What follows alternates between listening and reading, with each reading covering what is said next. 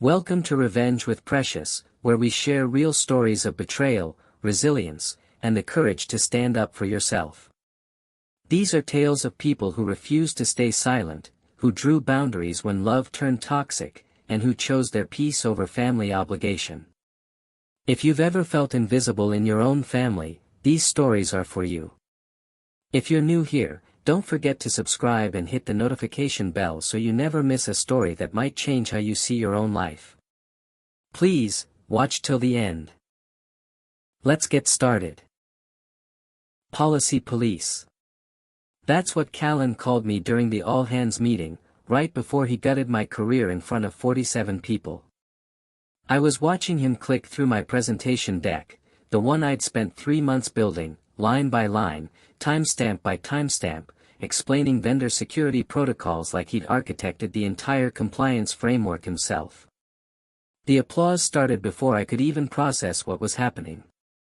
My project manager was getting a standing ovation for work he didn't understand, using slides he couldn't have written, delivering insights he'd actively fought me on for weeks. Then he smiled that practiced smile, the kind you perfect in expensive leadership seminars, and said the words that detonated everything. We're streamlining operations by removing redundant oversight roles, starting with legacy compliance positions. My badge light blinked red before he finished the sentence. Access revoked in real time, theatrical and final, like someone had flipped a switch on my entire professional existence while the company watched. I didn't stand up. I didn't shout. I just closed my laptop slowly, deliberately, and said 5 words that nobody understood yet. Make sure to update the vendor credentials. Callan nodded, already moving to the next agenda item, treating my dismissal like a software patch note.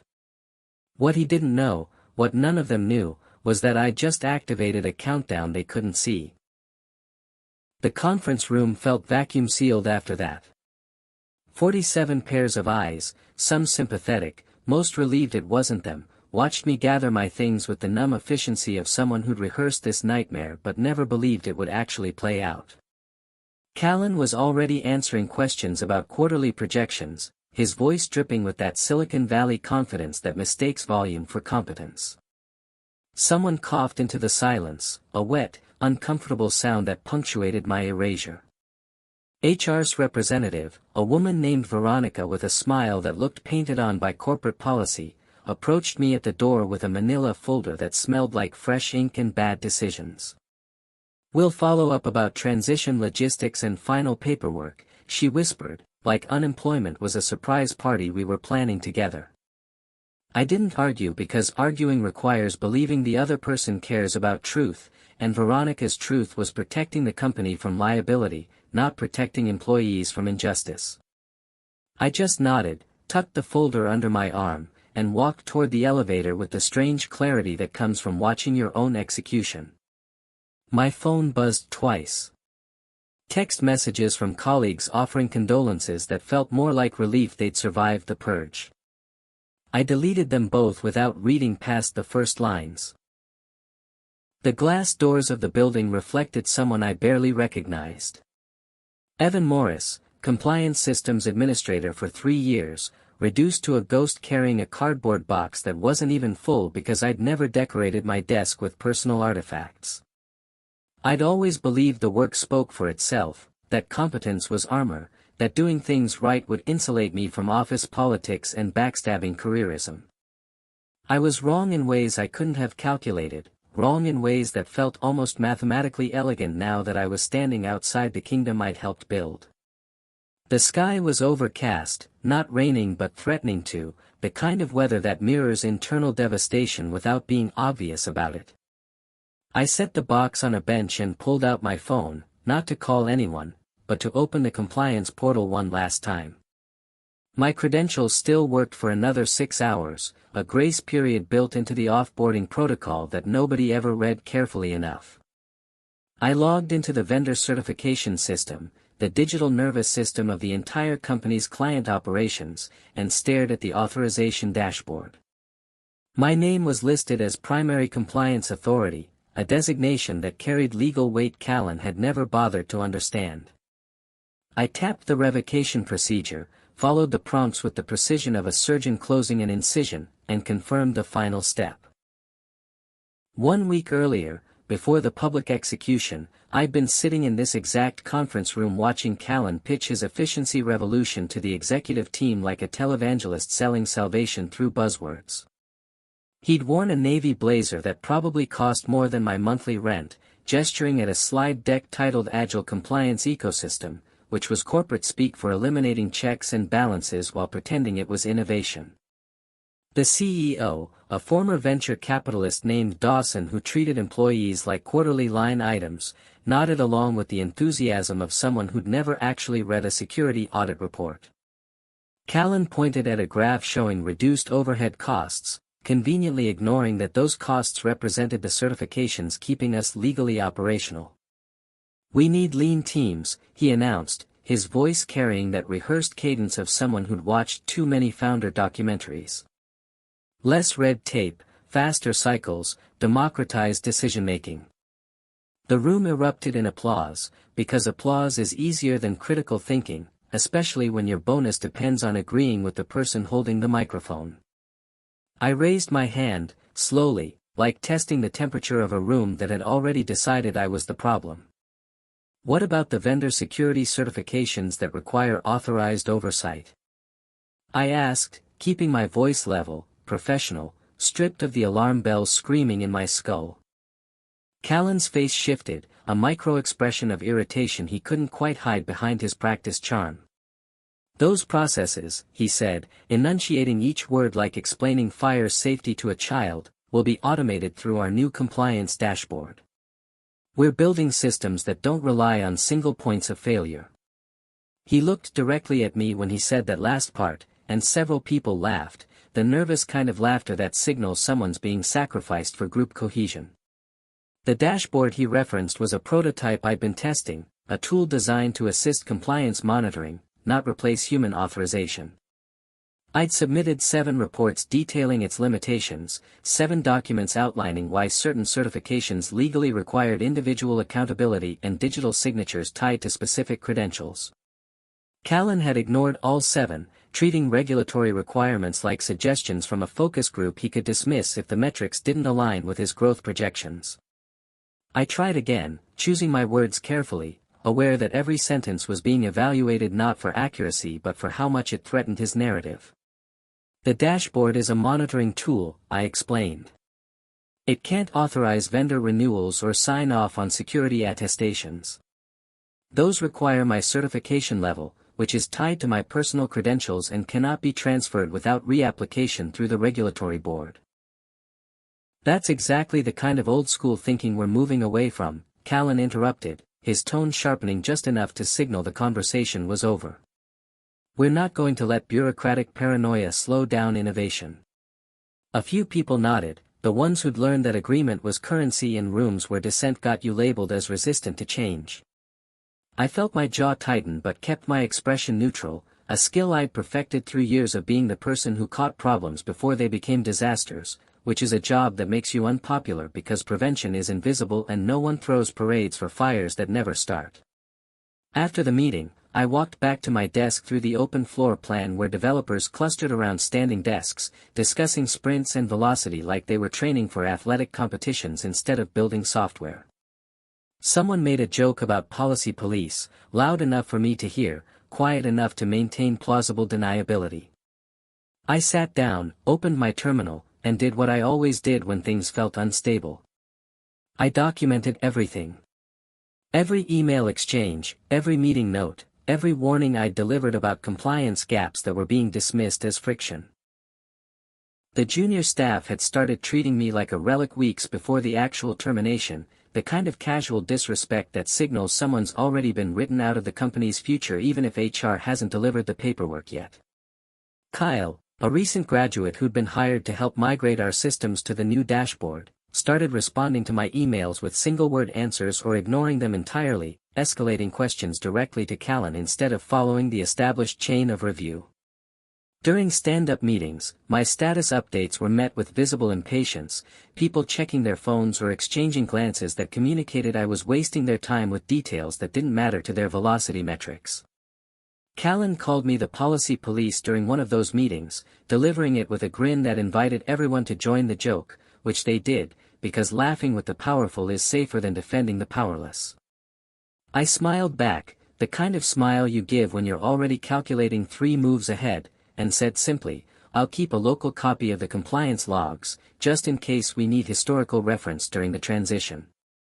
Nobody asked what transition I meant because nobody cared enough to listen to the subtext, which was my way of saying I was preparing for exactly this outcome. Late nights became my sanctuary, the only time I could work without performative collaboration and agile ceremony rituals that turned straightforward tasks into theatrical productions. The office after 9 p.m. was quiet except for the hum of servers and the occasional cleaner rolling a cart through empty corridors, people who nodded at me with more genuine respect than my actual colleagues because they understood the value of unglamorous work done correctly. I pulled every vendor agreement, every certification clause, every authorization chain, and compiled them into a master file I labeled internally as exit documentation, a term vague enough to avoid suspicion if someone happened to glance at my screen.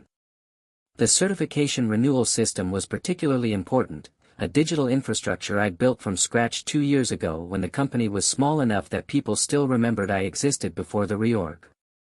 It required my biometric login, my digital signature, and my personal certification credentials to authorize renewals, a security measure designed to prevent exactly the kind of automated chaos Callan was rushing toward. I downloaded the revocation procedures, the official protocol for what happens when a primary compliance authority leaves the organization, and read through them with the focus of someone studying a map of enemy territory. The language was clear, almost beautiful in its precision. The company-wide email arrived on a Thursday morning with the subject line Client Showcase Presentation, sent from Callan's address with executive team members copied, which meant this wasn't just another meeting but a performance designed to impress people who controlled budget allocation. I opened the attached deck and felt my stomach drop through several floors of understanding simultaneously. It was my project, every slide, every data point, every carefully worded explanation of how our vendor security integration worked, presented under Callan's name with my contributions erased like I'd been digitally airbrushed out of my own work. The introduction slide read prepared by Strategic Operations Team, which was corporate code for Callan taking credit while spreading blame to nameless abstractions if anything went wrong. I scrolled through the presentation, recognizing my phrasing, my formatting, even the specific examples I'd used to explain complex certification requirements to non-technical stakeholders. He'd copied my voice but stripped out all the warnings, all the caveats about what could fail if processes weren't followed, leaving only the optimistic projections and growth metrics that executives wanted to hear. I opened my email archive and found the original version I'd sent him 3 weeks ago with a note reading draft for review, pending final compliance verification. He'd taken the draft and declared it finished without verification, without review, without understanding what any of it actually meant. I forwarded one email to my personal account, a single message buried in a thread from 6 months ago that most people would have deleted or forgotten, but I kept everything because documentation was the only weapon I had in a workplace that valued charisma over competence. The email was from our primary vendor, a multinational security firm that provided the backbone infrastructure for our client operations, confirming that all certificate renewals required authorization from Evan Morris, primary compliance authority, due to regulatory requirements and liability insurance specifications. It was technical language that sounded boring unless you understood what it actually meant, which was that I wasn't just an employee doing a job but a legally designated authority whose signature was contractually required for the company to maintain operational certification. Without my authorization, the vendor agreements became void, the insurance coverage evaporated, and every client contract that referenced our certified security status became a liability nightmare waiting to explode. I printed a copy of that email on the floor printer, an old laser machine that still worked when the fancy networked printers jammed, and tucked it into my desk drawer alongside my other insurance policies, which was my private term for the evidence I'd been collecting without quite admitting to myself what I was preparing for. HR called me in 3 days before the public termination, which meant they were establishing a paper trail, creating documented conversations they could reference later when explaining why my removal was justified and procedurally sound. Veronica sat across from me in a conference room that smelled like stale coffee and corporate anxiety, her laptop open to a template document she was clearly filling out in real time based on my responses. "Evan," she began, using my first name with the forced familiarity of someone who'd never spoken to me casually before this exit interview, "we want to discuss your career trajectory here and explore some potential repositioning opportunities." Repositioning was HR code for "you're being managed out, but we need you to participate in your own dismantling so we can claim it was mutual and avoid unemployment complications." I nodded, keeping my expression blank, which I'd learned was the safest response when people were building cases against you using your own words as evidence. "We're moving toward a more streamlined operational model," she continued, "and while we value your historical contributions, we're concerned about alignment with current strategic direction." Historical contributions sounded like something you'd say about a retired founder or a deceased colleague, not someone who'd closed 3 major security audits in the past quarter with 0 compliance violations. The termination notice arrived via email at 7:15 a.m. on a Tuesday, the kind of cowardly digital delivery that avoided human confrontation while maintaining plausible deniability about compassion. The subject line was "Professional Transition Notification," which was remarkably stupid phrasing because transitions imply movement towards something rather than being thrown off a cliff into unemployment. I opened it sitting at my kitchen table with coffee that had gone cold while I stared at the screen, reading the corporate boilerplate that translated to "your services are no longer required effective immediately, please return all company property and access credentials by end of business today."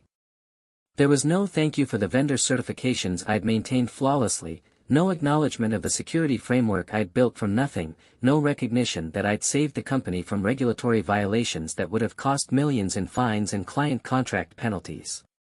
Just professional transition notification and a reminder that my health insurance would terminate at month end, which felt like adding arson to murder. I didn't reply to the email because there was nothing to say that they would hear, nothing to argue that would change minds already made, nothing to negotiate with people who decided I was redundant without understanding what I actually did. Instead, I opened my laptop, logged into the compliance portal with credentials that still worked because terminations were always sloppy about timing, and began the final procedure. The offboarding protocol was something I'd written myself 18 months ago, a comprehensive checklist designed to ensure clean transitions when authorized personnel left the organization, which at the time I'd created for professional rigor, not imagining I'd be following it for my own exit. Step 1 was notifying all vendors of the compliance authority change, which required submitting a formal revocation request through the regulatory board's digital system, a process that took approximately 3 business days to complete once initiated. Step 2 was transferring active certifications to a designated replacement authority, assuming one existed and had completed the required training and credentialing process, which typically took 6 to 8 weeks minimum. Step 3 was confirming all access credentials had been properly terminated to prevent unauthorized use of vendor systems, which meant revoking my digital signature, my biometric authentication, and my personal certification keys from every integrated platform. I completed Step 1 by submitting the revocation request with my official government-issued compliance ID, answering the required security questions, and confirming my departure date as today. I skipped Step 2 because there was no replacement authority, nobody trained, nobody credentialed, nobody even remotely qualified to assume the legal responsibilities Callan had dismissed as bureaucratic paranoia. I completed Step 3 by logging into each vendor system and systematically removing my authorization credentials, watching the status indicators shift from active to pending revocation one by one. 48 hours felt like watching a fuse burn in slow motion, knowing the explosion was coming but unable to warn anyone because they'd already decided you were the problem, not the solution. I spent those hours at home, deliberately not checking my work email or the company Slack channels, maintaining the professional distance of someone who no longer had obligations to an organization that had severed ties with prejudice and efficiency. My phone rang 6 times from unknown numbers that I suspected were the office trying to reach me through different extensions, calls I let roll to voicemail because I had no legal duty to answer and considerable personal interest in letting consequences unfold without my intervention. On the morning of the 3rd day, my personal phone buzzed with a text from Felix, the one colleague who'd stayed loyal, a senior developer who understood that compliance wasn't obstruction but foundation. "You need to see this," the message read, followed by a screenshot of the company's client dashboard, normally a sea of green status indicators showing healthy systems and active certifications. The screenshot showed red.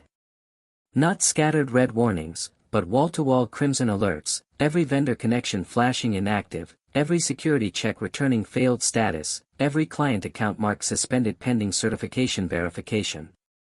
The regulator's email arrived like a formal declaration of war, professional language wrapped around administrative consequences that would demolish quarterly projections and executive bonuses with equal efficiency.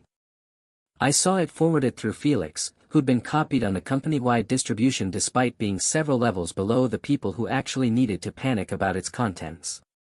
The subject line was certification status review required, which sounded innocuous until you read the body text explaining that all vendor operations must cease immediately until primary compliance authority could be re-established and verified through proper regulatory channels.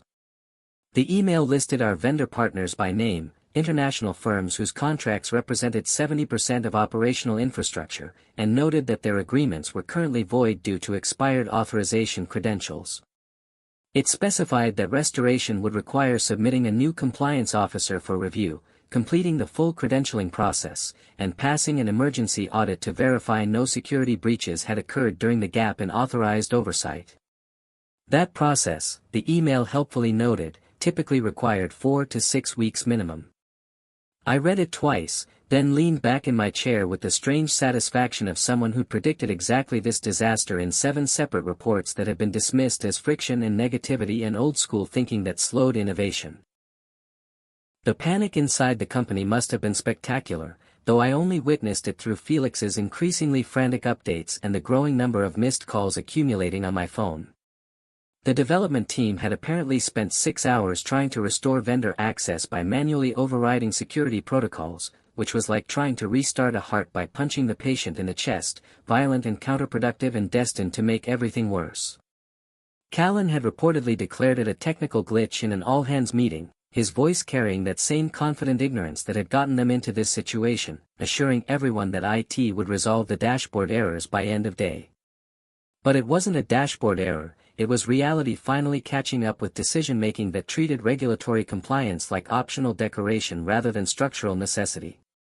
The vendors had received the revocation notice from the regulatory board and immediately frozen all access per their contractual obligations, which meant no security patches, no infrastructure updates, no technical support, and most critically, no legal authorization to process client data through our systems. Every client contract included security certification clauses that specified we maintained active vendor compliance, which we no longer did, which meant every client had grounds to suspend services and demand refunds for breach of certified status. The CEO's emergency meeting happened at 4:30 p.m. on a Thursday, which I knew because Felix texted me a play-by-play like he was documenting a historical collapse for future business school case studies. Dawson had apparently gathered the executive team in the glass-walled conference room visible to the entire floor, his face the color of a cardiac event, pointing at Callan with the kind of stabbing gestures that suggested someone's career was being actively dismembered. Felix reported that Dawson's voice was loud enough to hear through supposedly soundproof walls, phrases like "you told me this was handled and where's our compliance officer" echoing across the open floor plan while everyone pretended to work while actually watching the spectacle with the guilty fascination of accident witnesses. Callan had tried to explain that the previous compliance administrator had been terminated for cause, that the new dashboard was supposed to automate those functions, that nobody had warned him about vendor authorization requirements because apparently 7 detailed reports didn't count as warnings in his accounting of reality. The CFO, a woman named Sterling who actually read financial statements and understood liability, had apparently cut him off mid-sentence with a question that destroyed his entire defense: "Did you verify we had a replacement compliance authority before terminating the previous one?" My phone finally connected when HR called from Veronica's personal cell, probably after exhausting every official channel and realizing I was actively avoiding company contact because I had no remaining obligation to make their lives easier. Her voice carried that specific frequency of desperation that comes from watching your employer face catastrophic regulatory consequences while you're responsible for employee relations and damage control. "Evan," she began, skipping pleasantries and diving straight into the crisis, "we need your help with a quick administrative task. just signing off on some authorization renewals to keep vendors operating while we transition to the new compliance structure. I let the silence stretch for 5 seconds, 10, 15, long enough that she started to speak again before I interrupted. That would require me to act as primary compliance authority, I said, my voice calm and detached, which is a role that requires active employment or formal consultancy engagement with proper liability coverage and compensation structures. She made a sound like someone had punched her in the stomach, a sharp intake of breath that suggested she'd just realized this wasn't going to be simple. We can bring you back, she offered quickly, same role, same salary, immediate reinstatement, we just need this resolved before the audit. I looked at my watch, a deliberate gesture she couldn't see but I needed for my own sense of theater. The audit is scheduled for tomorrow morning, I said, which means any reauthorization I provided now would be flagged as emergency credential restoration and trigger additional regulatory scrutiny. I paused, let that sink in. Also, my termination was for cause, which means reinstatement would require the company to formally acknowledge the termination was improper and expunge it from all records, which creates liability exposure for wrongful termination. I could hear her breathing through the phone, rapid and shallow. We can discuss terms, she said finally. I'm sure we can reach an accommodation that works for everyone. I smiled at my empty living room, at the coffee table where I'd spread out my documentation like a general reviewing battle plans. Veronica, I said gently, almost kindly, you terminated me for being redundant. You told me my role was obsolete.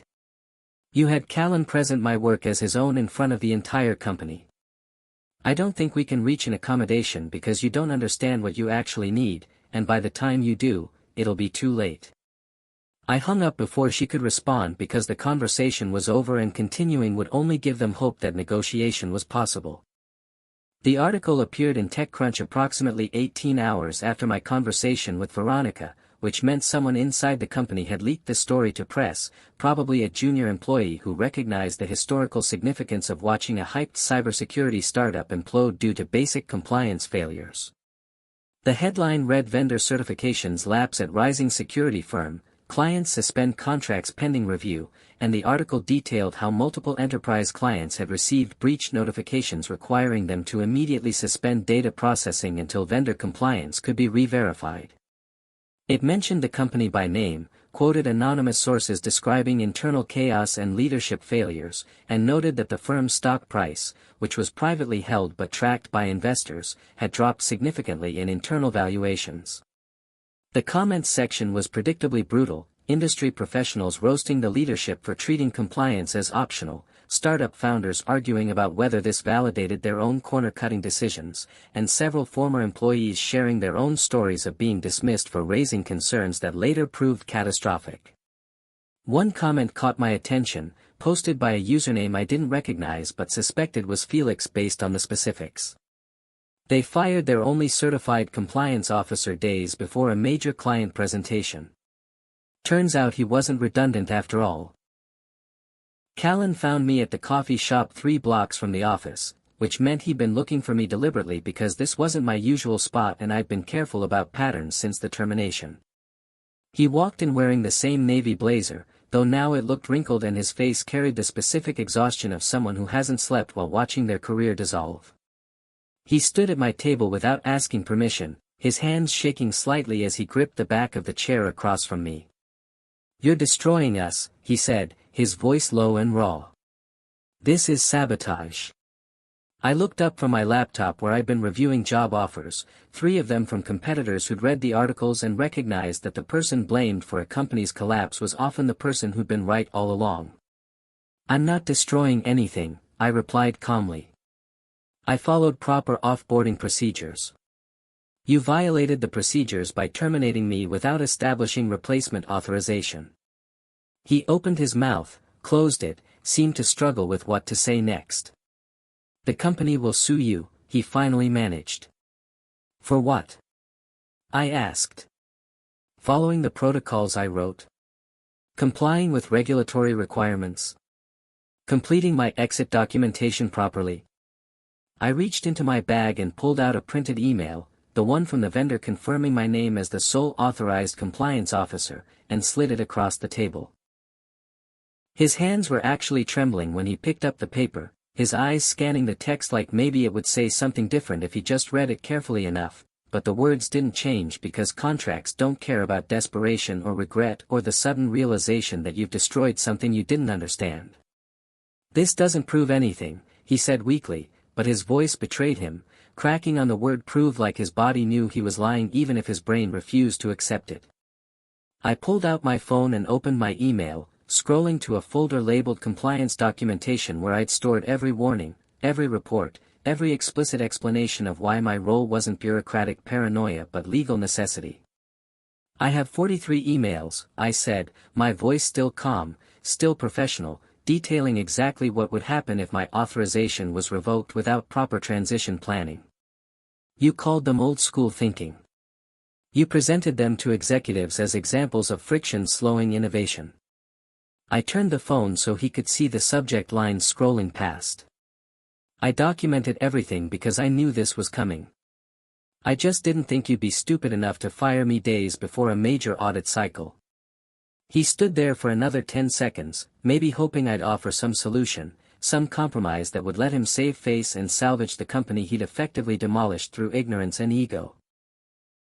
Legal called the next day, not HR but actual attorneys from the firm's outside counsel, which meant things had escalated beyond employee relations into potential litigation territory, and someone with an actual law degree had reviewed my documentation and realized the company's position was indefensible.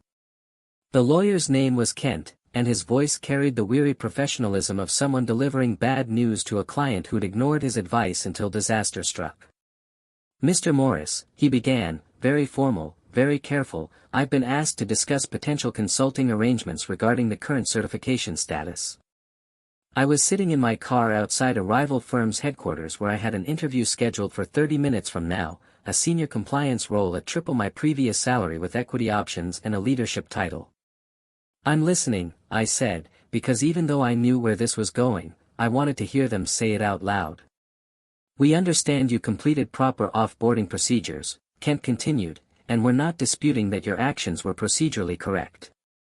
However, given the critical nature of the current situation, we'd like to discuss terms under which you might provide temporary authorization services while the company establishes a permanent replacement."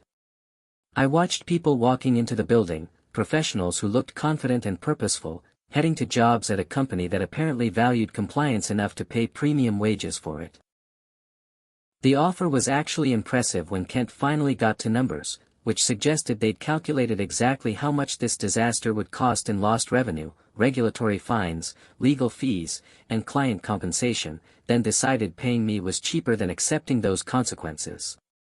6-month consulting contract, he explained, at 4 times my previous salary plus coverage of all liability insurance, legal fees, and a formal apology letter from executive leadership acknowledging my contributions and the improper nature of my termination.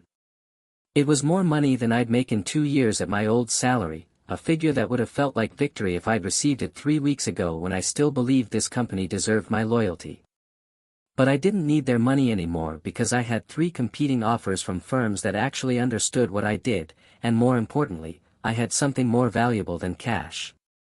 I had proof that I'd been right, documentation that my warnings were ignored, evidence that the disaster everyone was now scrambling to fix was entirely preventable if anyone had listened to the person they'd called policy police.